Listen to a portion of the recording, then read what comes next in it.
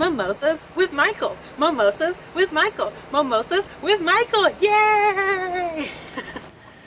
Hello, everybody. This is Michael Colomb with Mimosas with Michael. If you listen to the podcast, then you know that I love horror movies. And you probably also know that I wrote a script with the writer of Friday the 13th, Victor Miller. And you may also know that before I did Mimosas with Michael, I had another podcast called When Gay Meets Straight. Or I'm sorry, When Straight Meets Gay. My own podcast. I can't remember the name. Anyways, even though it was a short-lived podcast, it was a lot of fun. And we did a really fun, awesome interview for Friday the 13th with Victor Miller, the writer, Harry Manfredini, the composer, and Adrienne King, the lead actress, on that podcast. And I've always been such a fan of that, taking the time to get them together. And I recently ran across that recording that we did for When Straight Meets Gay. And I wanted to host that particular recording and share it with my new audience. So here is Mimosas with Michael presents Friday the 13th interview on the When Straight Meets Gay podcast.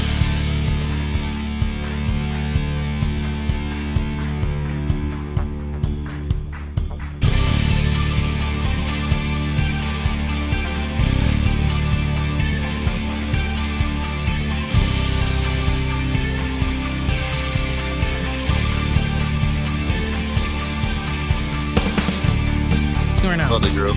Okay. Oh, Wait, like grill like what? Like burgers? Like hot dogs? What? Are you about to grill like burgers and hot dogs? I'm about to grill kebabs. What's up? Oh shit, bro. Oh, Okay. shit. This is Richard and Michael from the podcast. When are we called? When Straight Meets Gay? Oh, wow, yeah. I've heard of you guys. Oh, cool, man. Yeah, dude. Oh, I'm sorry you're about to grill. Like, sorry to hold you up, but we just wanted to talk with Trey Melton, at the Trey Melton. Yeah? Oh my God, Yeah. this is what a treat. So look, Yeah? Oh, wow. we're about to record the Friday the 13th thing, man. Oh, you are? Nice. You're nice. Oh, But we knew you weren't going to be here, so we thought it'd be cool if we just did a real quick intro, and then we'll record it with you, and then we'll edit it on. Aw. isn't that You cute, guys are the sweetest. dude? We're recording you so good right now, dude. Recording this. Oh, we're recording right now? Have you met us? That's all we. Richard just What's starts. up, y'all? Hey, I'm huge fans of you guys. I've heard Oh, about it. oh, dude, thank you, man. We're huge fans of you, bro. Like, you're killing This it, is man. crazy. Is my mom listening right now? Yeah, Mom? dude. No, we have your mom on the Oh. show right now. Hey, Oh, Trey, crap. baby. Mom, hey, I'm in North Carolina, and I came to see you, and it's your birthday today, and you're Oh not even no, I'm in here. LA partying with When Straight Meets Gay people. Holy crap. A lot's changed, Mom. Anyways, Oh, dude, thank you for picking up the phone, Trey, taking some time out of your celebrity, to join us and do this intro with us. Thank you so much. we missed you, I Trey. miss you guys. Come I miss back. y'all too. We're gonna I'm gonna see y'all as soon as I get back. So Yeah. When you get back, dude, we're gonna do some episodes. definitely. Because we need. We're gonna rage hard and rage long. Yeah, we're gonna rage real long. And real hard. All right, dude, you take it easy. Happy All right, guys. Friday the have 13th. fun. And happy birthday to your mother. Happy Friday the 13th and happy birthday, Mom. I love you. You're welcome, sweetie. Bye. All right, y'all. Enjoy the show, everyone. All right, peace. All right, take her out. Peace. Peace. Can't stand that fucking guy. I know. Fucking hate him.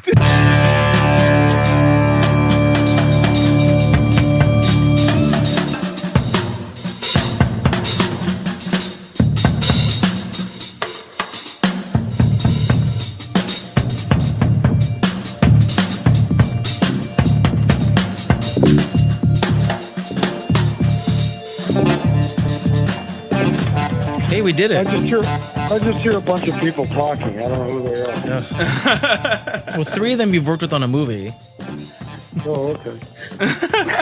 and then you guys know me, and then the only person you don't know is Richard. But Richard is my co-host on this pod. Well, there's another co-host, but he's out of town, so you're gonna get just the two of us, and we're just gonna have a fun conversation for like 30 minutes. Cool. Sounds good. All right, let's get this bad boy started. All right. Well, thank you first of all, everybody, for joining us and for going through the first round of telephone glitches and all the clicks that we had. But yeah, thank you for taking some time and talking to us about your amazing legacy that is Friday the 13th. Which still to this day like holds up true. So Yeah, it still packs a punch. It sure does. Yeah. did you ever think And that? that's thanks to those two guys you have on the phone there. Well, you had a small part in it as well, I think. Manfredini, the master. Mike. Oh yeah. Well, yeah. Let's do that first. Let's introduce the amazing people. Let's have you guys introduce yourselves, though, the people that we have on the line here. First, whoever wants to go first. You go first. Hi, I'm Tom Savini. Who do you want to be, Adrian? Sean Cunningham here. You can be Sean Cunningham. All right. I'm Harry Manfredini. Perfect. And you can be. There you go. Can I be Victor Miller? Is that cool? Oh, sure. And I'll be Betsy Palmer. I'm going to channel Betsy. Let's channel Perfect. Betsy. Betsy'd be Yeah. perfect. Aw. I would All love- Betsy, you will answer all Betsy Palmer questions, and Victor and I will just sit and listen to you talk for the next hour. All Betsy's. You guys are You funny. miss Betsy, though, I'll tell you. Oh yeah. I do feel like she's with us whenever we're at the conventions. Oh, definitely. Oh So, but I want to personally thank all three of you. I've been blessed to know you all over the last, I think 3 or 4 years now. At least.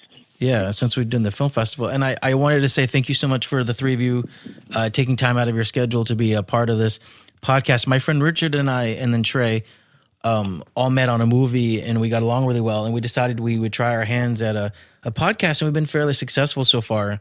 We've done 5 shows and we're about to release 6 and 7. And then as this special one as well, our Friday the 13th reunion. What is it?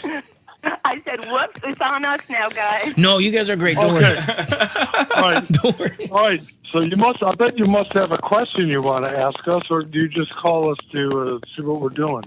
Well, I mean, That's pretty much what the podcast is. Like Yeah. we usually just get together and just sort of talk. have conversation and just go for it. Obviously, the questions we usually try and let those happen like organically, but with this kind, with this movie in particular, I know it's probably you've been throughout all the years you've been asked the same questions I over can't and over imagine again. people don't know anything about Friday the 13th after 30 years.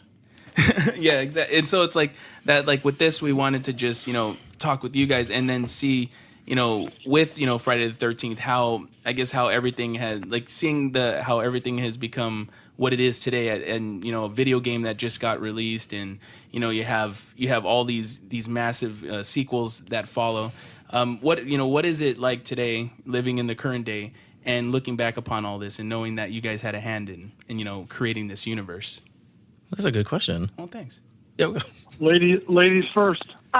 Thanks, Harry. Well, actually, I was just going to turn it over to Victor and ask him what the fans would, I think, really want to know, and that's what's the future of Friday the 13th. We were all involved in this wonderful little perfect storm, as I like to refer to it, back in 1979, and it speaks for itself that it's still around, and it's certainly here to stay. But what's the future, Victor? And I think you might have insights into that. I'd have insights if I knew what the results were going to be. Yeah. But Yeah. I have no idea and can't talk about it. Yeah. Oh, well, silly question. I won't know until the federal judge in Bridgeport, Connecticut, comes up with a solution. Well, we certainly hope he'll speed things up. Well, Victor, I think you forgot that when we started this out, Betsy was actually Sean Cunningham, so you have to remember who's answering and asking these questions. Yes, I do. From beyond. From beyond, she's looking down and saying, okay, Victor, spill your guts. I have no clue and no guts. I have a question. I'm sitting here totally powerless. I've done, made my statements, did my what do you call it? Your due diligence. Due diligence. Due diligence, yes. I didn't do due diligence. I answered a lot of questions from the other side. And they said their thing, and I said my thing, and it's up to the federal judge. So now we just wait. Is that it for the future of our? That's what I've been doing. Yeah. Well, I think that's legally termed due diligence. It certainly is, Ollie. Due squared, due diligence squared. I have a question. I don't know if this has ever been asked in all the panels that I've been to. I've never heard it, but what is one of your favorite movies from? One of your favorite moments from the movie, or like memories that you have? From actually shooting, filming on the set? Yeah, just something that might be personal to each one of you, like something that, a moment that you had with the film. For me, it was just when I first showed up and drove up there with with the other counselors, with our group of nubile counselors, as we were referred to in one review, that it was just such an incredible feeling of anticipation, of excitement, of this could actually, be something extraordinary, or we may not finish it because it was so low budget. That was. I was very excited, and so were all the kids, as we were at the time. We were just, actors that were just getting going, and we were just, very excited at the potential, at the possibilities, and to look back on that now, full circle, and have gone through all of the moments on the set that were tough, but there were highlights. There were so many of them. It's hard to truly pick something out because there were really some great moments on that set with Betsy and with Kevin, and just. We became a family very quickly in that camp. There was no choice. It must, and in that respect too, it must have once all these, once all the your family here, once they all started getting killed off in good old Friday the 13th fashion, it must have been pretty crazy to see all that happen. See all the the makeup effects and see everything kind of culminate. Must have been pretty crazy. Well, you truly, I didn't see Harry on at the camp. I didn't. And Victor, I think maybe once or twice. I was there once. Yeah. So it was like, we kind of filmed in sequence mostly. So it truly was like seeing your family kind of killed off. Oh, bye. Oh, goodbye. One by one. But, and then it got down to the nitty-gritty with Betsy, and Sean Cunningham was really pretty smart about it. He kind of kept us apart because he had the feeling that we'd bond if he didn't. And after the fact, when we reunited all of us at the conventions, how many thousands of years later, he was right. She came very close, all of us. So. Wow. But now, being Sean Cunningham, I'm directing this over to Harry. Harry, what do you think? Well, I have a question, and my question actually is to Victor, and I'm trying to remember, because one thing I remember with you, Victor, is having dinner on 10th Avenue at a little restaurant. Yes. After a like an assembly rough cut screening. Yep. Do you remember that? Was it Jay Napoleon? That was the first time. Say that again. Napoleon. I'm not kidding. I went there too with Sean once, and Steve, I think. Was that their yeah. It was on 10th Avenue, and there was a screening room was across the street, a little small place. It was on the second floor or something.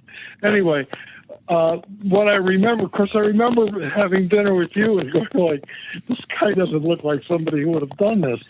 But because you were back in your early, was it Yale or Harvard or I forget what school you went to, some smart ass school where they had smart people. But I remember being at the screening and being cornered by someone who they told me was one of the producers, and I just remember being cornered after watching this movie, and there were three guys sort of like standing around, and this guy looked at me and he said, "You think you could make this movie scary?" That's amazing. And I said, seemed pretty scary to me. I had never seen a movie like that in my entire life. I don't go to a lot of horror films, and I didn't, pick the ones that were out, recent from there, like Carrie or Halloween or anything like that. I never saw any. I didn't go to those movies. So I'm sitting there just kind of like, oh my, holy smoke. Yeah, it was every one of them was like, oh my God, oh, whoa. And so then this guy came up and said, do you think you can make this movie scary? And I'm kind of like, you did? I think it was pretty scary. So that was my first feeling about this lifestyle that we're all living still. Right. My favorite moment was watching Tom Savini and his assistant come out from underneath the bed after blowing sheep's blood up through the arrow. Oh, after when Kevin Bacon died. Bacon yeah. dies. And they were covered in blood. And Sean said, "What happened?" And he said, "Well, when we started to hit the bulb to blow the blood up through the arrow, the clamp let go, and so I had to blow the blood up through the arrow." And that's called taking one for the team in a low-budget movie. Right. And, That's the beauty and everybody of independent applauded film. because there was no way they were going to be able to reset that and start again. Not to mention, I don't think we had any film left. I mean, shooting on back in the day, so every frame counted. So you can do anything. What is this film stuff you're talking about? I don't remember ever hearing anything about For it. your time, right, Harry? Yeah, it was before my time. Yeah. Before digital. All I know about is SD cards. That's it. Right.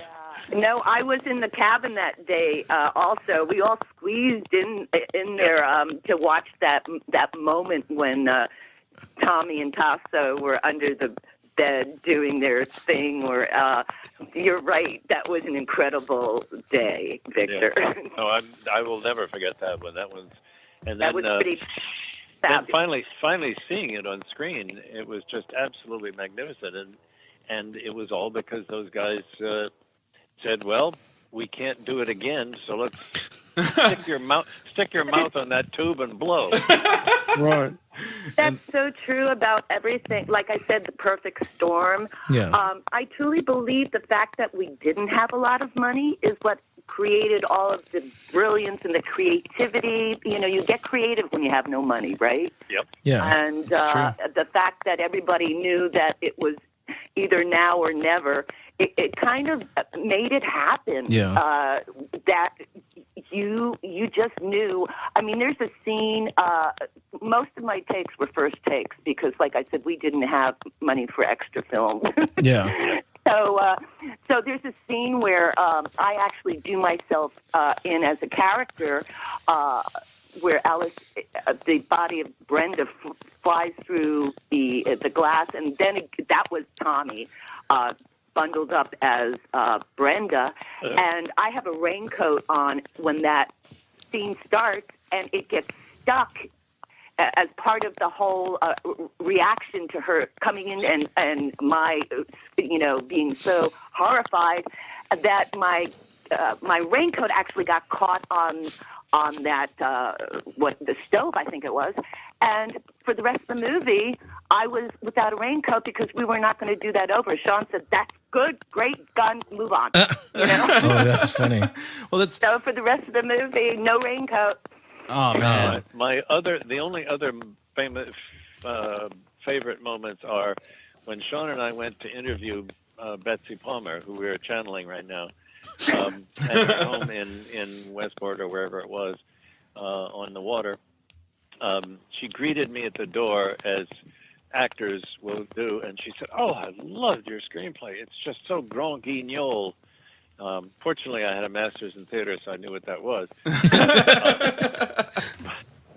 And then to see her in the what you call it, the comment section, I guess, in the Warner Brothers version for European distribution, where she says, "I read the script and it was such a piece of shit, but I needed a new car." Right. because my car broke down on the Connecticut Thruway. Oh, that's so funny. And I afterwards I said to her, I said, "You actors will say anything to get a fucking role." Right. And she said, "Oh yeah." Oh, right. Well, you do remember, I'm sure, Victor, when we were in Lexington and all of us were like up there for some extra on a DVD that was going to be released set. Right. Yep. And she actually said those words out loud, and I was like, again, horrified. I went, Betsy, and I gave her a jab in the ribs, and she goes, come on, honey, Freddie. Get real. Remember that? Yeah. Oh yeah. No, Yeah, but you have to remember. You have to remember. She got a Volkswagen Scirocco, which was like a really cool car in those days. Right. I remember she said, Which I think translates into hot wind. I'm not sure. Isn't that a hot wind, Victor? Well, Scirocco? I just remember that before before she was enlisted, it was supposed to be Estelle Parsons. Right. And then, Oh wow. Yeah, and then Estelle, there was some sort of scheduling problem so that she couldn't do it. So Sean said, "We got to hurry up and find Mrs. Voorhees." And so he said, "Come on with me, and we'll go interview Betsy Palmer. She's interested." So off we went and went to see her. And I think that was. I think Betsy Palmer was such a magical choice because her persona was so not Mrs. Voorhees. I mean, these two guys we're talking to are too young to remember, but they don't remember Betsy Palmer, what she was on television. No, we do. Well, we do, but they don't. You know? I remember her and Mr. Roberts as a nurse. Right. Coming aboard the ship. Yeah. Yeah. So she was beautiful, beautiful. I loved the way she talked about screwing her way through most of the leading men in Hollywood. Oh yeah.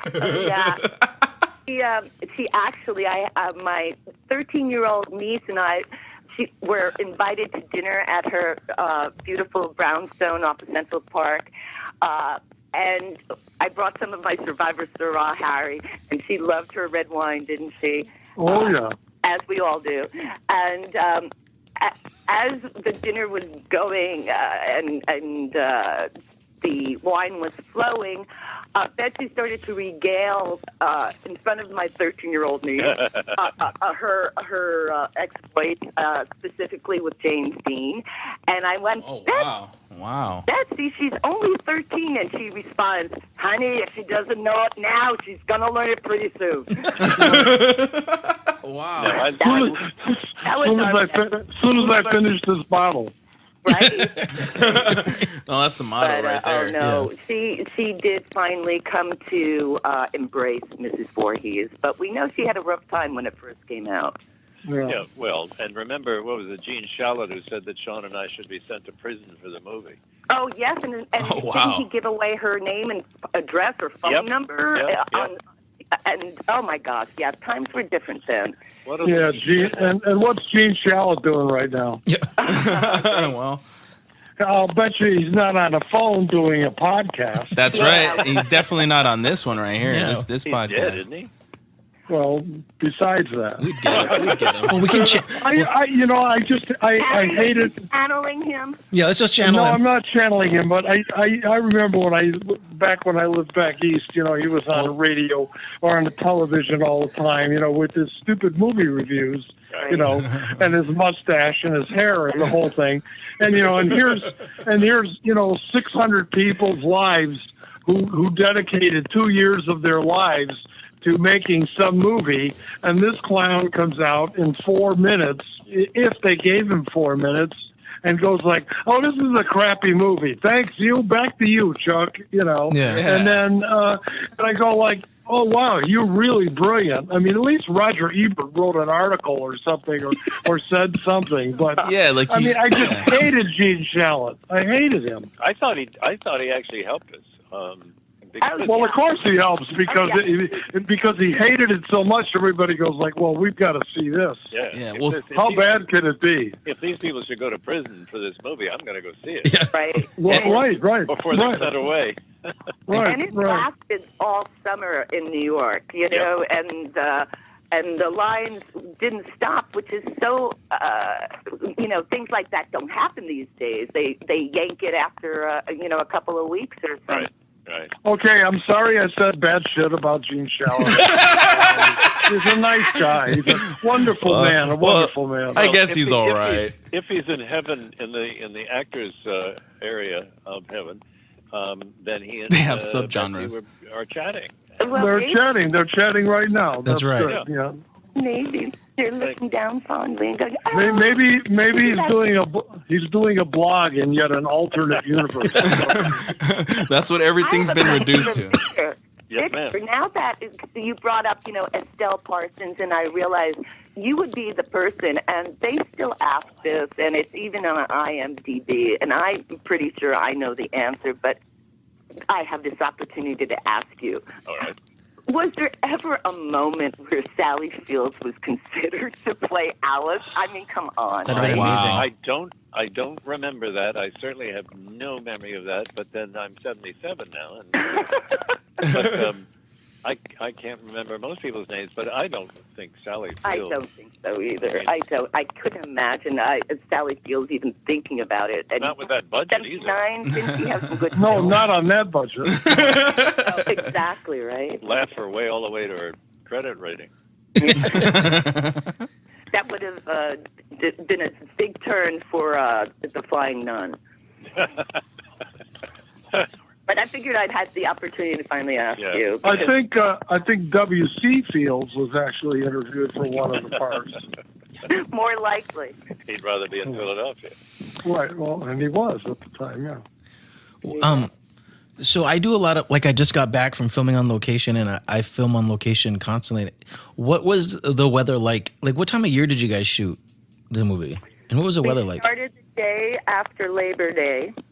Oh, So it was beautiful for the first couple of weeks. It was, as we all know, Camp No Bibasco in Blairstown, New Jersey. Of course, Yeah. when we first got there, we thought that was an Indian name, No Bibasco, but it turned out to be a North Bergen Boy Scouts. okay.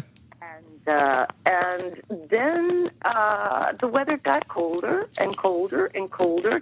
And, of course, it took us 3 separate times to do the final scene where Jason's as a child on screen. With R.A. Lehman, yeah. Pops out of the canoe. And by the time we finally did the last one, it was, I'm guessing, the middle of October. I have it in my little diary or journal from there, but it's probably the second week of October. And in New Jersey, it was getting cold, and you can see the leaves are all turning color. I remember they had to pull in one shot. If I remember Sean telling me that they had to pull one of the tree branches out of the back of the shot because it had turned so brown. Absolutely. And you'll notice, like, it's supposed to be, summer, spring, getting ready for camp, and it's definitely fall colors. But again, low budget. We had no money for wetsuits or anything like that. Gee, yeah. We had one change of clothing, and of course, no stunt people. So that scene was chilly for Tommy and Sean and Ari and me and anybody else who was standing in the water. So well worth it, though, looking back, man. Yep. No, it's such an amazing moment in the movie.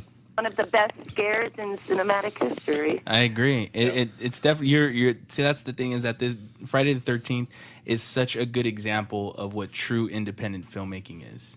Yeah. And Absolutely. yeah, Absolutely. and everything you guys have talked about today is just like, it kind of like we like, me and Michael are both in the independent filmmaking business too. So like we have like our own set of like war stories and everything. So it's cool to hear like your guys' war stories, which is it's absolutely amazing. Well, I was busy working on spec on all kinds of other things because I had no money. Were you already on All My Children writing for All My Children? No, I didn't get that till 81 or 82. Yeah. I didn't know you had children, Adrienne. All my children. all your children. My first job after Friday the 13th was One Life to Live. Oh wow! Asa and Bo. And So which shows did you win your Emmys for then, Victor? I got 3 Emmys for All My Children because that's the one I really loved to do. It was the only one that had a sense of humor. which is important. It did indeed. Do you know? Here's a really trippy thing, Victor, and I don't think you even know this. And if you do, maybe. I was actually on All My Children. I screen tested for it in 1984. And I got the screen test. This was, and just in a quick note, this was after I had the serious stalker problem when the film came out. And then I ran off to London, and Rhoda, the Royal Academy of Dramatic Arts, took me in, and I did say Shakespeare with them, and thought all was better, and came back, and my agent sent me up to this screen test for All My Children, and I'm trying to remember the role. I'll think of it in a second. Dr. Hoberman. Did you write Dr. Hoberman? Because I was Dr. Hoberman for a very short amount of time, because I was in the wings and had my first anxiety attack while I was acting ever, because acting was just part of my world since I was a kid. And that's when I knew I was doomed to voiceover. Well, not doomed, voiceover. That's not a saying it. I was off on camera for quite a while until I found decent therapy. Let's put it that way. But that's what changed my whole career and thinking in terms of acting. I went into voiceovers for 20 years, which really was my savior. Because I was able to still keep a pinky in the game and still, and go and play on films like Titanic or, Gilbert Grape or whatever, doing wonderful things. But yeah, I was actually Dr. Hoberman, and I had big red glasses, and they tried to make me older looking, which was pretty funny when I think back to it. Well, we're honored to have two doctors on the podcast. Yeah. Thank you. So, what did news? you remember writing any character of that name? Well, it certainly sounds very familiar because I knew somebody named Hoberman, and I was always using somebody's name. Right. Yeah. So, So I probably so did. our paths crossed very, very briefly. Yes, ships in the night. Absolutely. On paper. You crossed on paper. Yes. Seriously. Yeah. Well, I have one of the things I think is important is helping younger filmmakers always establish themselves. So I don't know if you guys get this often, but being an actress and a composer and a writer, like, do you guys get the opportunity to give advice often to other filmmakers that are like in the wings behind you, taking? I'd love it if you guys would just give some advice on like what. Well, I want to comment on Harry. Oh, please do. Because I want to comment on Victor. I want to comment on Victor too. Well, Please. Okay, you guys go ahead. Go ahead. Have I fun. remember Harry at one of the conventions sitting with this kid for about 30 minutes, going over his score for not Harry's score, but the kid's score for something, and I was so impressed. He was just helping this kid incredibly, and I was knocked away because it was just such a loving act. On the other hand, I have a standing offer to people on the internet that if they want to send me their screenplays, I will note it for free because that's awesome. I don't like those guys who say I'll read your screenplay for $375 or something like that. I just think that's crappy. But the pension from the Writers Guild and all those years, 25 years in soap opera, have not left me without funds. Yes. And so I don't need their $375 to read their screenplay, and I really enjoy it. It's fun, and now that I've got this down the street here in Alameda, California. There are two brothers who are writing a horror movie, and they're about a block and a half away from my house. I just saw the father this morning, and I said, "What the hell? Who are these kids that are writing me?" And he said, "Well, one's 14 and one's 17."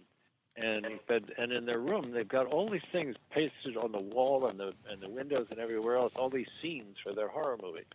And I said, well, I'm trying to help them. So it's great fun, and I really do enjoy it. I learned a few things. I mean, 25 years in soap opera, I got more education in craft than I ever had with my lovely masters in theater. I can read plays that have already been produced. Nice. And And Victor, that's seriously what keeps us all young is, I think, giving back. I too am blessed with being in a place and of just not having to worry about funds, and it allows you to be magnanimous. And of course, I'm always looking for a good script, and I have to say that I found a young writer named Alex Mattingly, and again, this crosses over to Harry Manfredini, the wonderful maestro. He met this director who was with me at Monsterpalooza because he went through the channels of getting the script to my agent. My agent sends it to me. Otherwise, I have hundreds of scripts, and I can't do what you can do. I just can read them and know if they're going to work for me or not. Yeah. And so this was a 7-minute short that just really. What got me to begin with is they were shooting it on 16 millimeter. Then they went through SAG to go low budget SAG for me. So I was very impressed with how they put it together so professionally. I forgot to mention the writer is 23 and so is the director, and they already have a couple of films under their belt. Wow. Great.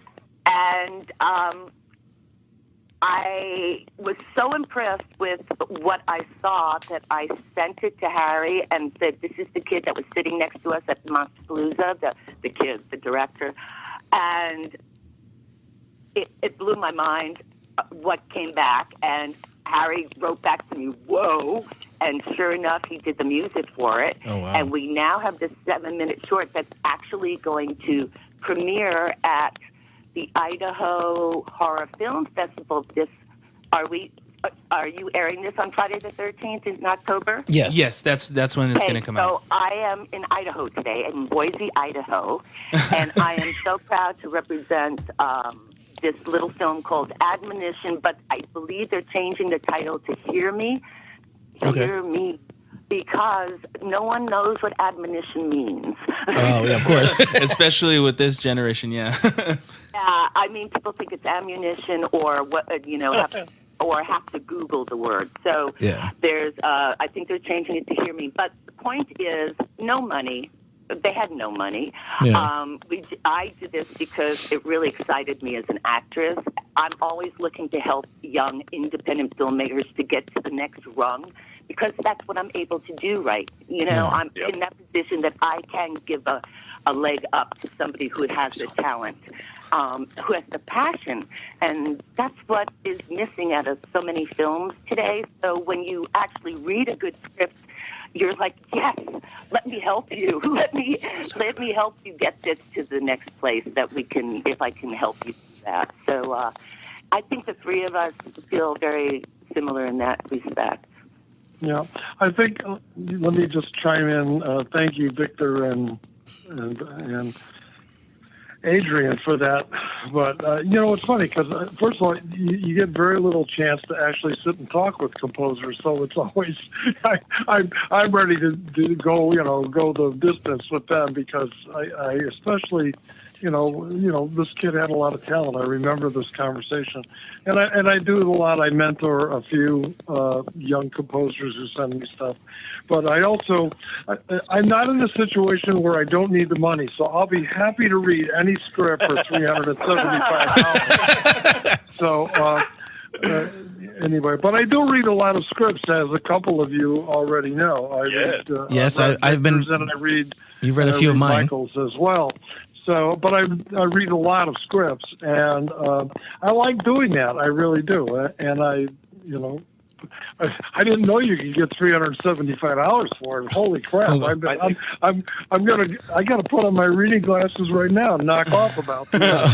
Does this mean I'm getting an invoice? Anyway, no, we all do this. We all do this because I will bet that somewhere along the line, each one of us.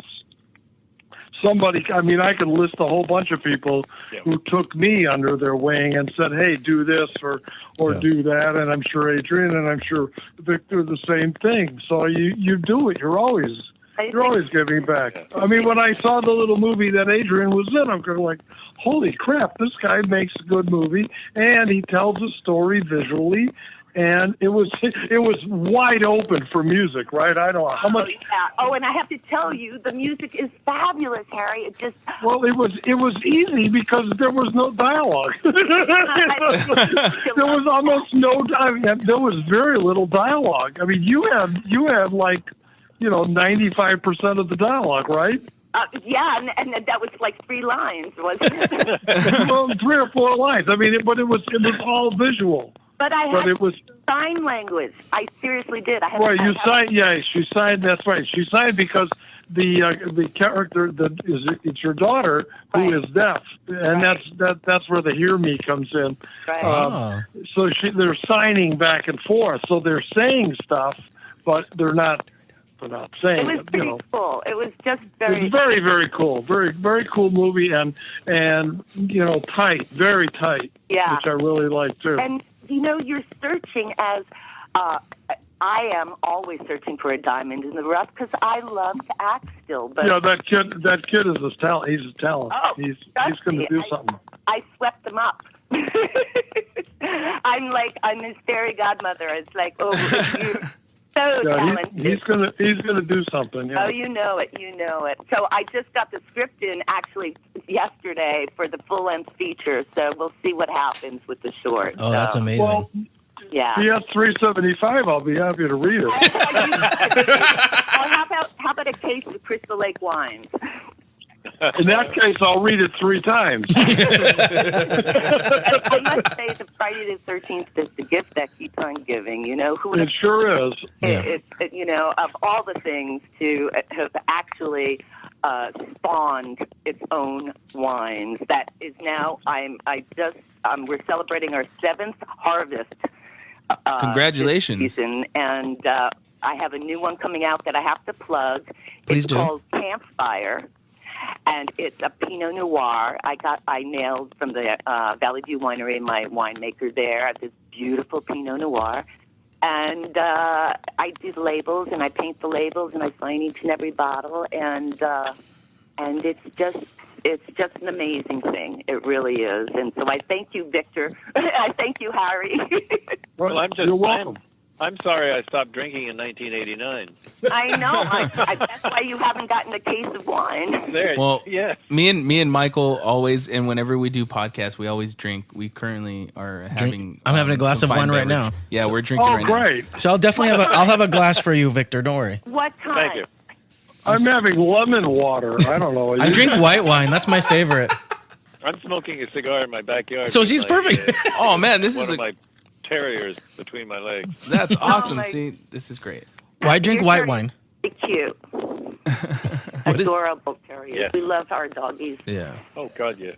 Why drink white wine? No, Adrienne's wine is quite good. I tell Adrienne this story, and it's true. There's a bunch of us who just get around every once in a while, and we have like a wine tasting thing, and everybody brings a bottle of wine blind. You go out and get a bottle of wine, and so for laughs, I brought Adrienne's Survivor Syrah to the. I think it was a Survivor Syrah. Right. I brought it, and I didn't tell anybody what it is. I just closed it up. And these people were bringing some serious wine. I mean, So do they all have like paper bags on them or something? everything has a paper bag on it. There's just number Oh my 6. God, I love try that. that. And so no one knows what anything is.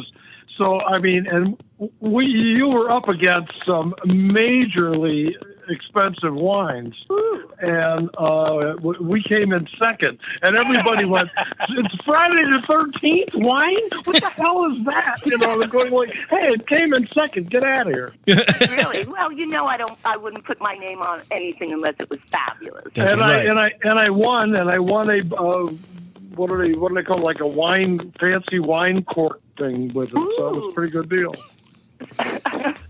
And I got to drink the wine too. You mean which a was even better. corkscrew? Man, that's No. an Like amazing gift. they have like little decorated things, like you put it in your wine and keep it, close it up to recork it. Oh, like a cork, yeah. Recork wine? I know. I don't get it either, Victor. I don't get it What either. the hell is that? I don't know. That's why I had to stop drinking.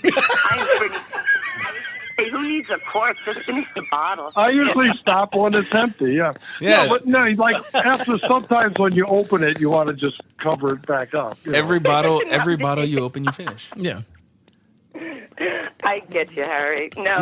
Now we're into a topic. It's funny. Hey, that's Wait good. a minute. Let's get into some wine. All right. Yeah, Well, right. welcome to How to WSMG make your podcast. interview smooth. Have some.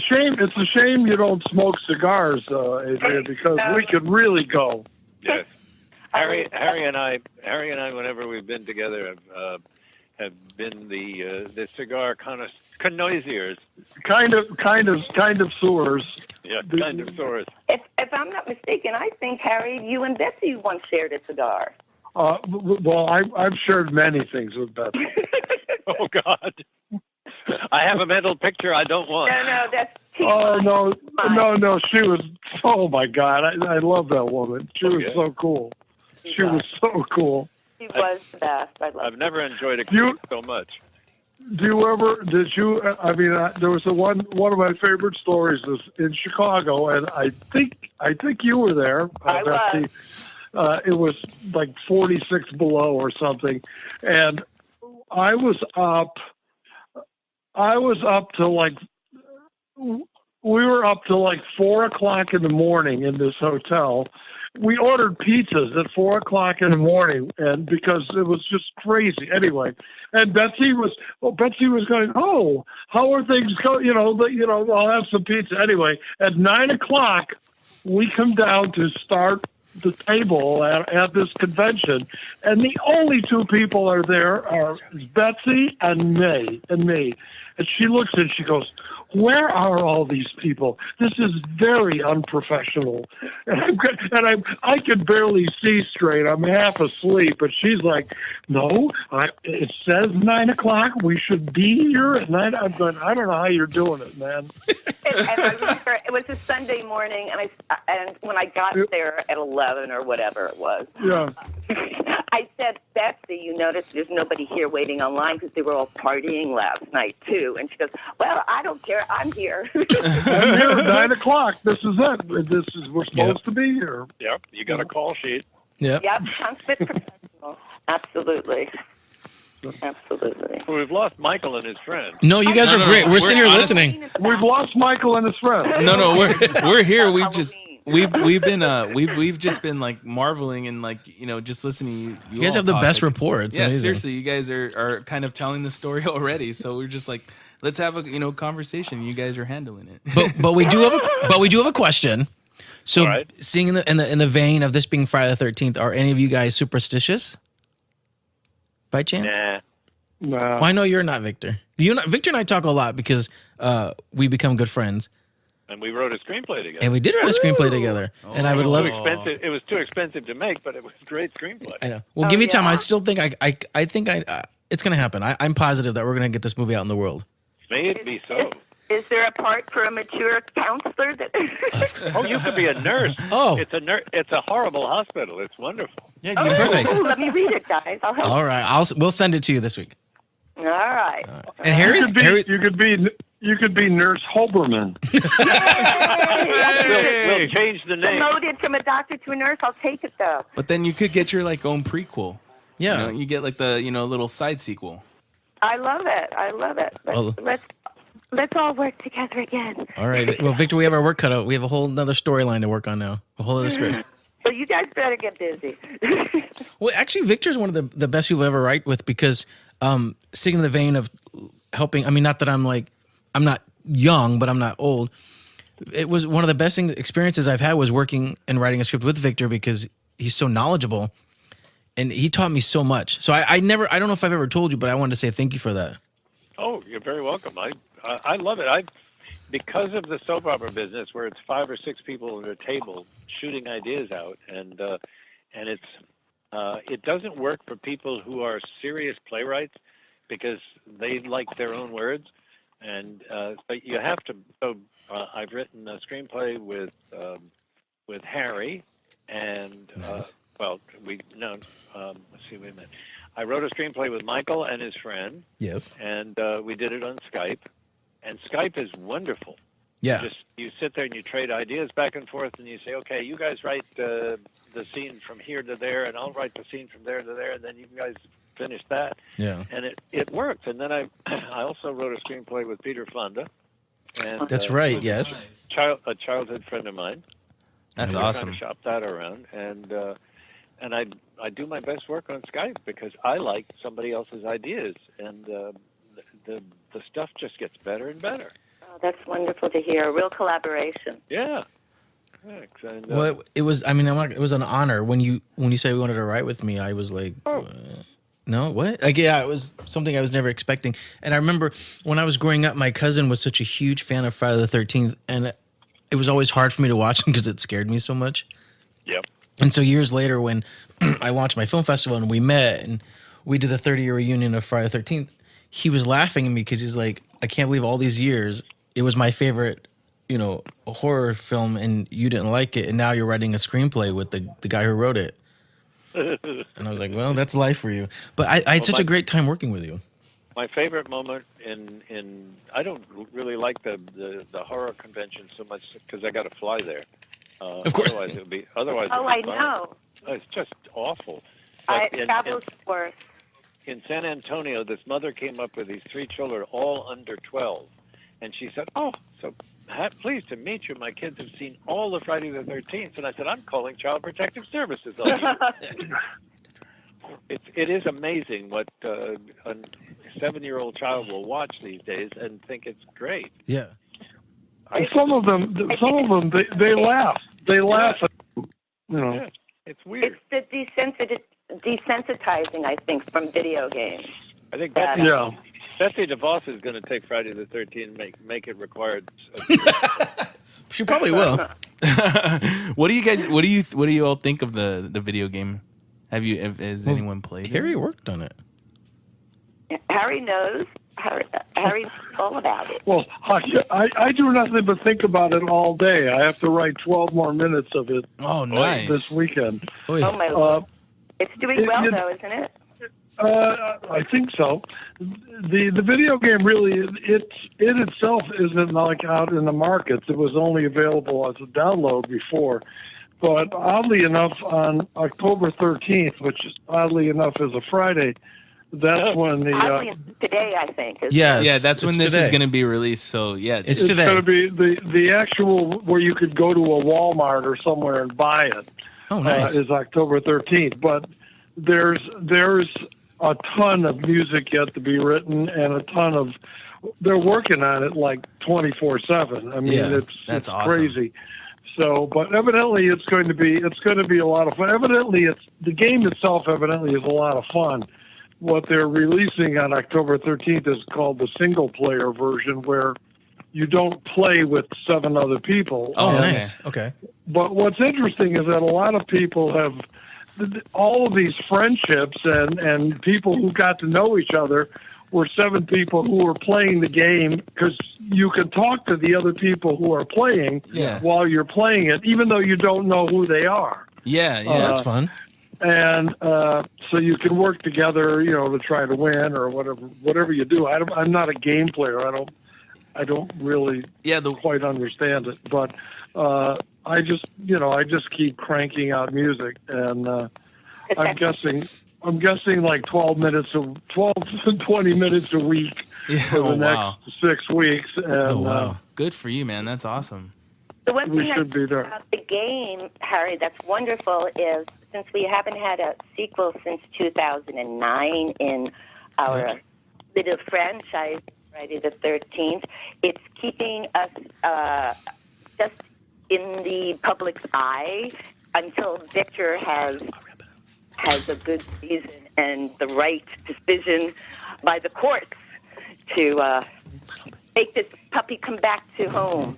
Come back. Well, I mean, Come back, Sheba. Sheba, come back, oh Sheba. Whatever happened to Sheba? I don't think she came back home.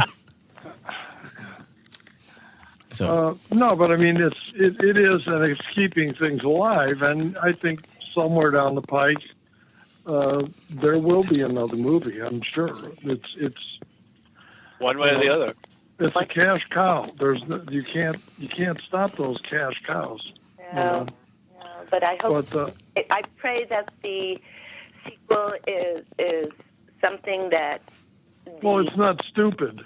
I pray that the sequel is not stupid. Fans have been so patient. This is my feeling. They deserve a real sequel, not just something for the box office, right? Agreed. Yes. Yes. And I think plot and character would be a good. That's a good start. Yeah. Back to basics, eh? Oh yeah, what the hell? I mean, it'd be kind of cool to do a prequel, maybe, Harry knows this, but Victor may not, and I'm pretty sure Michael and Richard don't. I got the last version of the script because I was in the running for Mrs. Voorhees, and Betsy had given me her blessings before she passed in one of her finer moments. Hey, if anyone could pull it off, you could pull it off. and when I tell you that the script, the fans would have hated it. I was never so relieved because the funny thing is I made it through the casting process, and my agent actually had to say to the casting people, they said, well, we're sending it over to Paramount now, to the big guys. They have the final casting decision. And we want you to know right now they need a name. And Marilyn, my agent for over, 35 years now, who's been very patient with my on-screen career, said, if you want to see, what matters to the fans and an A-list to horror fans, then just go to the conventions. That's where you find out who's your A-lister. And I said, Marilyn, I'm never going to get it. Don't worry about it. And then I read the script and I went, you know what? If it happens, fine. If it doesn't happen, it's probably the best thing. And it didn't happen, and I'm so relieved because piece of shit does not say enough about it. But wow. Yeah. Is that the one that Paramount passed on?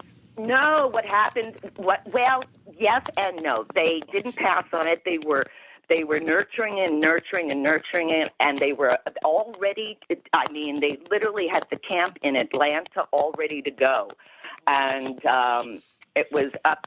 I think it's when the remake of The Ring came out in January. Yeah. They said no more. Close it down. It died. So. They got scared. That's the story we got. I don't know if it's the real story. I don't get any stories. All I get is occasionally a fan will say something. Yeah. No. Yeah. Exactly. And people ask me questions like, "Oh no." Yeah. Well, I don't know. I don't own it. Yeah. So, but I know the fans, and we have a vested interest in the next sequel. Needless to say, we hope it comes back to Daddy. Mm-hmm. It'd be nice. Well, light a candle. Yeah, I will. See what happens. Light another candle. I love that. Well, it's October. It's Friday the 13th right now as we're speaking, supposedly, and so everybody light a candle. Everyone light a candle. Now's the time. Oh, it is. Oh, wait a minute. It is Friday the 13th. That's when you're showing us? Yeah. It's Friday the 13th right now as we're speaking. Oh, by the way, the game came out today. It's fantastic. So go buy the game. It's amazing. I mean, it was so easy. I had no problem. It's really great. And you finished it ahead of time. And I finished it ahead of time. I didn't know. I feel so much better now. What a relief. So I'm going to read a couple of scripts for $375. So for all the people out there, all the people that want to send scripts to Harry, go ahead and send them, and $375 is the minimum. Yeah. Don't say that. Or I don't know, save money and send them to Victor. Account, Harry. Right. Or you can save money and send everything to to Victor. Right, just save it. Thank you again for joining us and talking with us, regarding the amazing legacy that you guys have created. We're honored to have you guys on the show, and thank you again for being here with us. This was like the funnest hour I've ever had. Are they saying goodbye, Harry? Well, we have to wrap it up. It's been an hour. And hey, when do I get to see you all again? What's going on? This is about I'm laying low. somewhere, or maybe I should say, Let's when do a will live be show. the last time I saw you, I like- since this will actually be in October. Well, I'm at the Idaho Horror Film Festival. I'm the host this year. And Ooh. Never say, if you're in Adrienne, Boise, come on over today. you just said Idaho. I don't know if you want to be saying that. Idaho. That's a little personal. Idaho. That's a little personal. Idaho. Yes. So But no, all right, so you're in Idaho on Friday the 13th. Is that what Idaho you're Horror saying? Film Festival premiering Hear Me, and then we play Friday the 13th. Remember that little movie? We're playing And where are you the week after that? Where are you next week? Oh, my hope. No, It's the Lake Winery. oh no, but I don't mean next week. Next week, I mean October 20th. I don't know. Where are you? Where are you? I'm so confused. I'm in San Antonio. Oh, nice. I'm in San Antonio, and I understand it's dry there, and there's something called a river walk or something. I think I have a doctor's appointment that day. Right. My husband's calling me on his cell phone. Oh, God. Well, Oh my Lord! I think this is a good. You completely blew my mind that I didn't realize this what we're saying right now isn't going to be said for 3 months. I think it'd be So by now, I actually have that campfire Pinot Noir available if anybody wants to order it. CrystalLakeWines.com. perfect. Heck yeah. We I'm always definitely going to order that. Oh, and I've already had 2 bottles, and it's fantastic. You've always been a fine wine audience. Listen, yeah. Well, we're A fine gonna audience. we're definitely gonna buy some Yeah. so that way we can definitely drink it can't on wait to try during the this. podcast. Oh, it's the only way. You guys are amazing. Thank you so much for taking time out of your busy schedule of making Hope games to see and you movies. all soon, Victor. It's been so long. I hope to see you soon. And Harry, Right. Ciao, bella, ciao ciao tutti. Bella, ciao Bella, and we'll be sending this full script to Victor of Admonition, or AKA Hear Me, and so hopefully this time next year we'll be seeing more of it. A la Beautiful. próxima volta. Okay. You guys are wonderful. Fantastic. Thank you so much. Happy Friday the 13th. Thank you, See guys. you guys. All right. So long. Ciao for now. All right. Ciao. Bye. Ciao. Ciao. Thank you Bye. guys. Bye bye. Until next time. Thank you so much for listening to this episode of When Straight Meets Gay, our Friday the 13th reunion. And I want to say thank you to Adrienne King, Victor Miller, and Harry Manfredini. I'm speechless. They're amazing. I mean, the thing is that like usually you can't get us to shut up, I know. and today it was like, let's shut up. Oh, yeah, let's just shut up and let them just talk. Shut up and let these beautiful people talk, and that was like one of the best podcasts I've ever done. And they're truly amazing, and they're inspiring us even to this day. And It makes me want to record more podcasts once we stop this one. and we miss you, Trey. We love you. And Nah, that's sorry- not true, dude. He doesn't miss you, bro. He hasn't mentioned you once. Wait. dude. Hey, write us and let us know if you want Trey still on the show. Yeah, how about everybody, just all the fans, just DM us. Don't send nudes to, definitely not to that guy. No. Don't send them. Maybe to Cologne over here, right? don't But know. either way, thank you guys for listening. This has been the Friday the 13th episode. Spooky. And we want to wish you a happy Halloween. Yes, and watch some scary movies out there. Right now, I guess technically it's October 13th, so it's been out for a while. I'm sure there's going to be some other stuff out. Make sure you go and support some horror movies. There's a lot going on. Yeah. Universal right now has horror nights going on, Yeah. and then Not Scary Farm, which is amazing. I go every year. And the That Queen is Mary. happening. Yeah. Queen Mary, Dark Harbor. Excuse Oh, me. nice. And I'm trying to go for a good pitch. Good night, everybody. Anyways, Happy Friday the 13th. Happy Friday the 13th. WSMGpodcast.com. And you can find us on Instagram and Twitter. That's true. What he said. All right. Take care, y'all. And hold on, Trey wants to say something. Bye, y'all. You did a good job. All right. Take care, everybody. Bye.